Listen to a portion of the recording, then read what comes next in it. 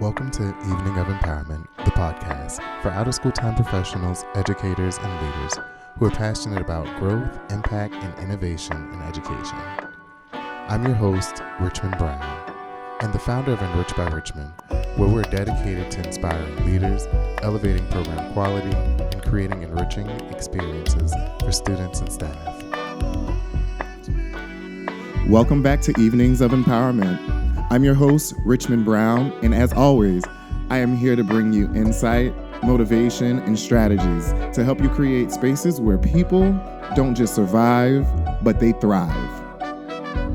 In this episode, we're diving into a powerful conversation.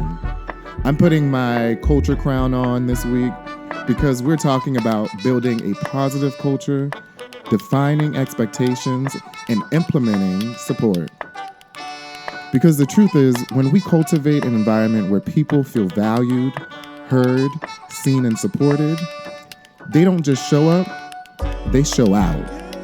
As a former director of culture and ambassador of culture, I've learned cultivating environments for people to thrive can change the dynamics and outcomes of organizations. They start bringing something more and get excited to share out new ideas. If you're interested in learning how to cultivate those spaces for your team's success, you're in the right place. So let's get started.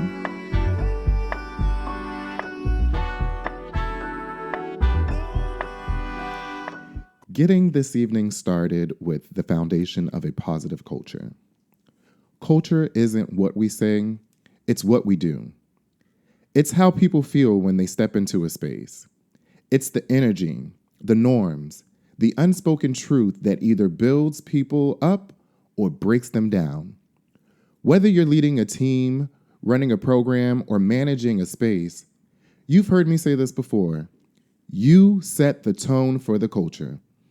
The question is, what kind of culture are you creating? A thriving culture is built on trust, respect, and a shared vision. It's where people feel psychologically safe to bring their ideas, to take risk, and grow without fear of being torn down. It's where communication is clear and accountability isn't punishment. It's a standard that helps everyone rise. It helps having those difficult conversations that don't tear people apart inside, but empower them to do more and rise to the occasion due to that learned lesson. So how do we build that? We build it through consistency, intentionality, and leadership. Let me say that one more time. We can build it through consistency, intentionality, and leadership.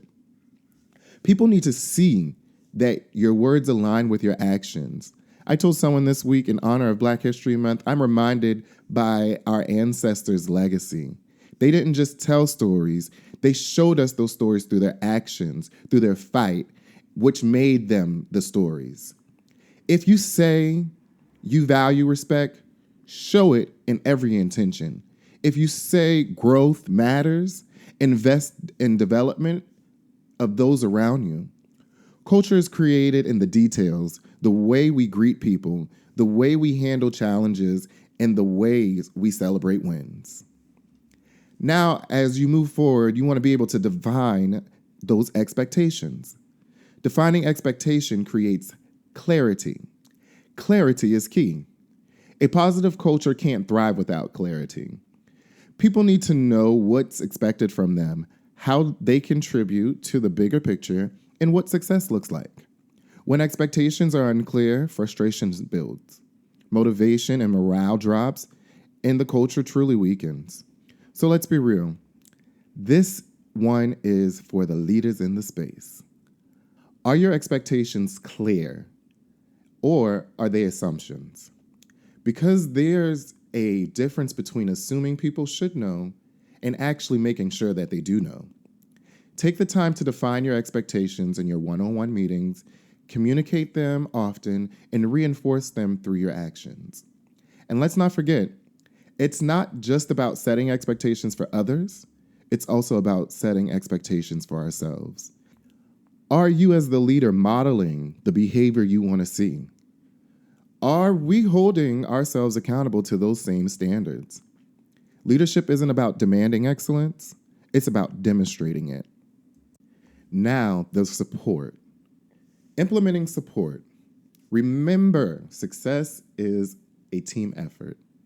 Expectations without support leads to burnout. It's not enough to say, I need you to do this. We have to provide the tools that create the toolboxes for success, the trainings so that people know how to use the tools in their toolboxes so their toolboxes can be successful, and the encouragement for people to succeed that will build future confidence over time. That's where true leadership comes in. Support looks like this. Regular check-ins, not just a how's it going, but a true time to really make space, to cultivate conversation, to be able to provide those feedbacks, make those connections. Share those stories from the learned lessons that can build your team up. Support should also look like providing resources. Resources that'll help train your team, that will provide mentorship, discovering professional development opportunities beyond just what's provided, in real-time, on-the-spot coaching. One of those, let me call you in so I can call you up so we can see the growth. And also support looks like creating a space for feedback, making it safe for people to speak up, share those challenges, while also being solution-seeking and offering solutions. I recently implemented and introduced 360 evaluations of my personal leadership in the space where I am a leader. I do believe we as leaders constantly do evaluations, but we never stop to ask, how are we actually showing up to really support? So being able to provide a space for your leaders to provide you feedback and being open, being vulnerable, being able to let that shell down to say, hey, I'm not perfect, far from perfect, but also people trust me and they want to be able to get the best from this, not just working relationship, this professional relationship, so that not only that they grow in the areas that they are focused on growing in, but also as a leader, we are able to grow. I recently shared with my team just yesterday that, and I'm sure a lot of us can relate, as leaders, our leadership model has to shift. We've got to get innovative. We've got to really approach this a little differently than when we used to. My career started all the way back in 2008, and I tell you, it is now 2025, and it's been a beautiful growth in growing in leadership is what I call it. But again, like I told my team last night, hey, if I was the leader that I was then in this space right now, I'd be no good for nobody. So again, it was the feedback from the team that I've always served, because again, as leaders, we've got to meet the need of those who we serve. And each team that you lead, it's a new need, it's a new approach. And again, get innovative in how you are going to be able to pull the best out of the team that you serve. Lastly, I want to say support looks like recognizing and celebrating progress, because people will go the extra mile when they feel seen and appreciated. Let's be honest. When people feel supported, they perform at their highest level. They bring excellence. They bring the best that they can each and every time, because they don't want to miss the mark, because how you've supported them.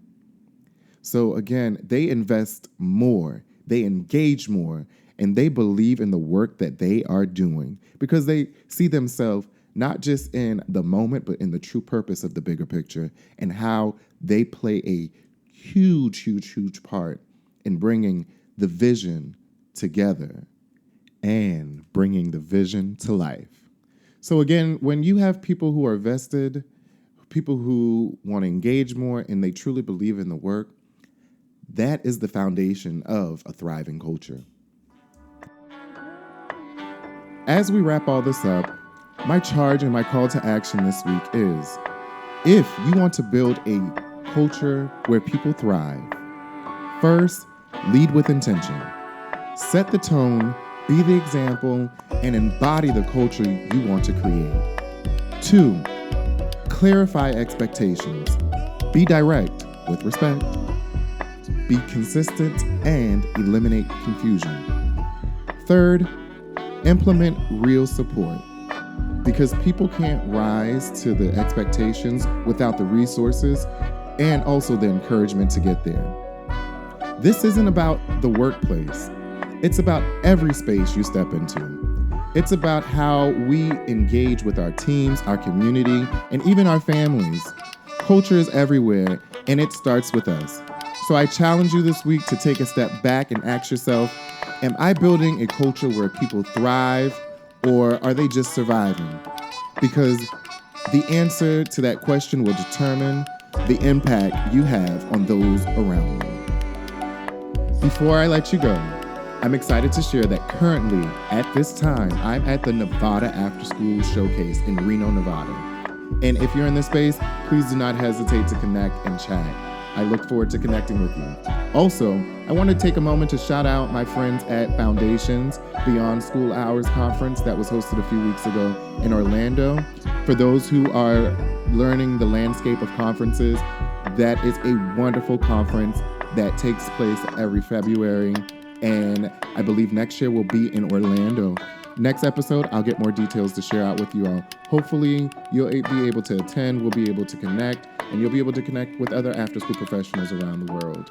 And lastly, as you all know, I am a proud Boost ambassador, and I'm super excited to remind you of the upcoming Boost conference that's happening in Palm Springs, California, on April 29th through May 2nd. I'm looking forward to seeing you there, and also I'll be recording a podcast episode live. So hopefully you will be able to join in the audience and we'll be able to connect with others in the fields. In that, I just want to say again, thank you so much for joining me on this week's episode of Evenings of Empowerment. That's all I have for you tonight. If this episode resonated with you, share it with someone who needs it, and let's continue building spaces where people feel valued, empowered, and unstoppable. Until next time, stay intentional, stay inspired, and keep leading with purpose.